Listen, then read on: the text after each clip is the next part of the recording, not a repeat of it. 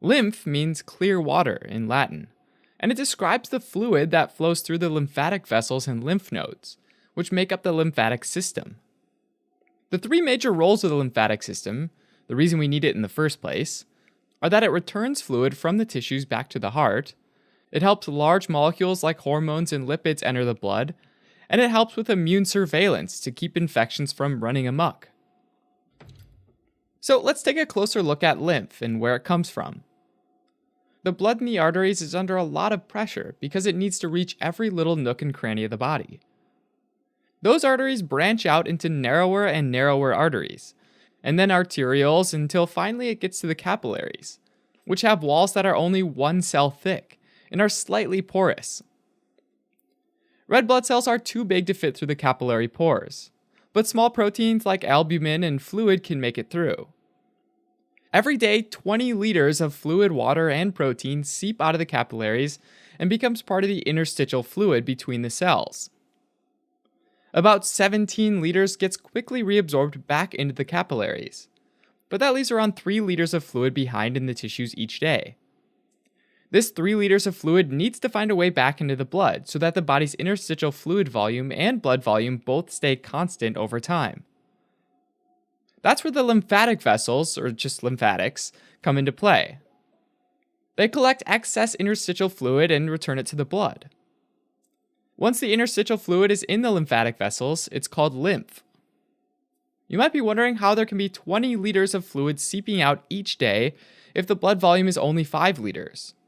Well, remember that the 5 liters is constantly in motion, and that it gets recycled over and over every single day. Unlike the circulatory system, the lymphatic system isn't a closed loop, because fluid and proteins make their way into the microscopic lymphatic capillaries, and all of the collected lymph is dumped into the veins. Lymphatic capillaries are the smallest lymphatic vessels, and they're located throughout the interstitial space. Lymphatic capillaries are extremely permeable because their walls are made of endothelial cells that only loosely overlap, forming one-way mini-valves.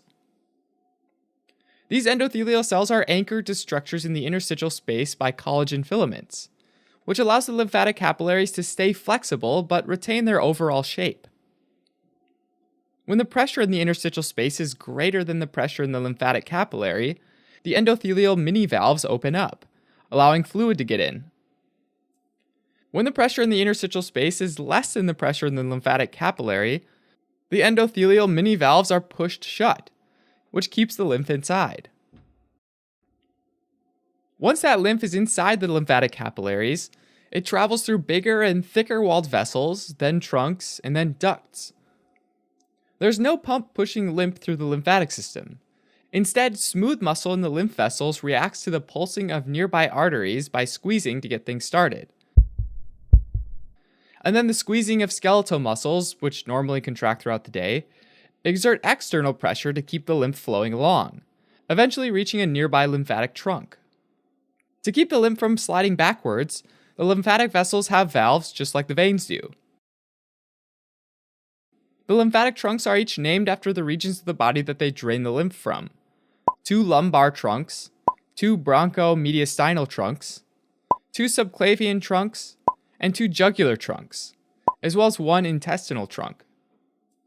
From there, the lymph is delivered to either the right lymphatic duct, which collects lymph from the right arm and the right side of the head and chest, or the thoracic duct, which is a lot bigger and collects lymph from the rest of the body. The right lymphatic duct dumps lymph into the junction of the right jugular vein and the right subclavian vein, and the thoracic duct dumps lymph into the same junction on the left side of the body. That particular spot is perfect because it's where the pressure is very low, which makes it easier for the lymph to flow in. The lymphatic system has key advantages. For example, it can pick up larger molecules, like hormones, that are too big to get into the capillaries, and then get them to the bloodstream. The lymphatic system can also help get nutrients to the tissues. For example, during a meal, fatty acids get packaged into balls of fat called chylomicrons by the small intestine. But just like the hormones, these are too big to move across capillaries. Instead, the chylomicrons go into special lymphatic vessels called lacteals, which get their name from the fact that the lymph that flows through them looks like milk. The chylomicrons slowly make their way up into the thoracic duct and get dumped into the venous blood. Now, the lymphatic system also plays a role in immune function. Lymphoid organs remove foreign material from the lymph to keep it from entering the bloodstream, and act as lookout points for the body's immune defenses. Some lymphoid organs are in the form of diffuse lymphoid tissue, where they're just a loose arrangement of lymphoid cells and protein, typically in the lining of the gastrointestinal and respiratory tract. Another type of lymphoid organs are lymph nodes, which are tightly packed balls of lymphoid cells and protein. Hundreds of lymph nodes cluster along the lymph vessels, each one a few millimeters to about 1 to 2 centimeters in size. When they're concentrated along the lymph trunks, you can feel them, especially in the neck, armpit, and groin. They can also be found in the intestinal wall, where they're called Peyer's patches. When an infection gets into the tissue, it can slip into a lymphatic capillary and move into a lymphatic vessel. Unfiltered lymph fluid drains into a nearby lymph node, where any pathogen or piece of a pathogen is quickly detected by a dendritic cell, which is a type of antigen-presenting cell that serves up pieces of anything it destroys to other immune cells. In the lymph nodes, dendritic cells continuously sample the lymph and present antigens that they come across to the B cells, which are a type of lymphocyte that can make antibodies. B cells are designed to only react to foreign antigens, and if the dendritic cell presents something foreign, the B cell turns into a plasma cell and starts cranking out antibodies, which then flow into the lymph and exit the lymph node. There are also circulating T cells, which are another type of lymphocyte that move between the lymph nodes, lymph, and blood, on the lookout for pathogens and infected or abnormal cells that have been tagged by antibodies.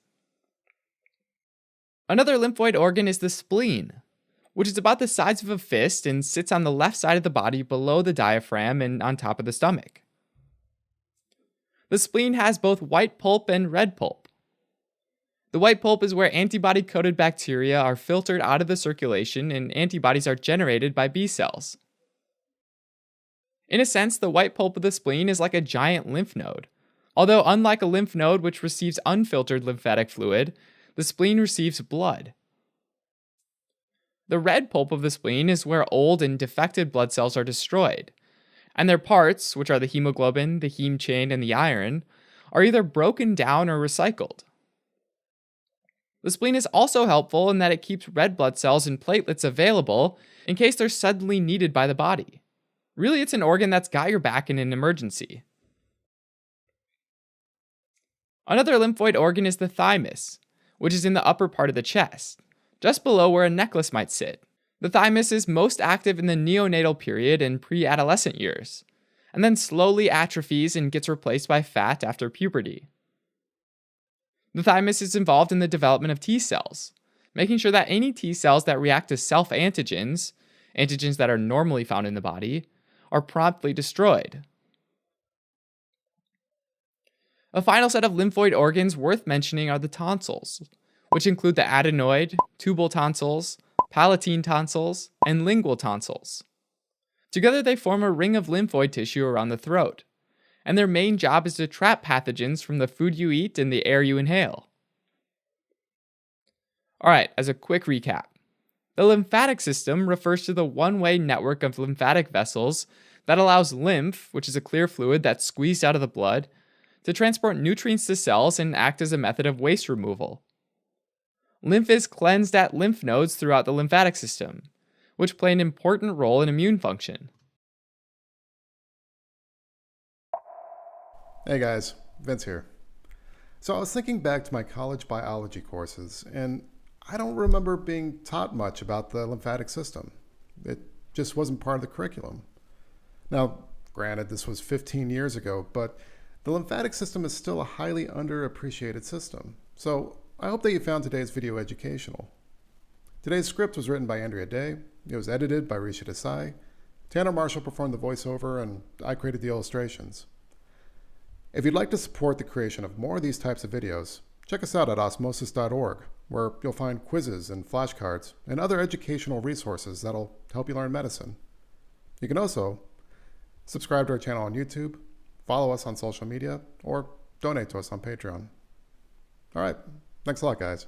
Bye.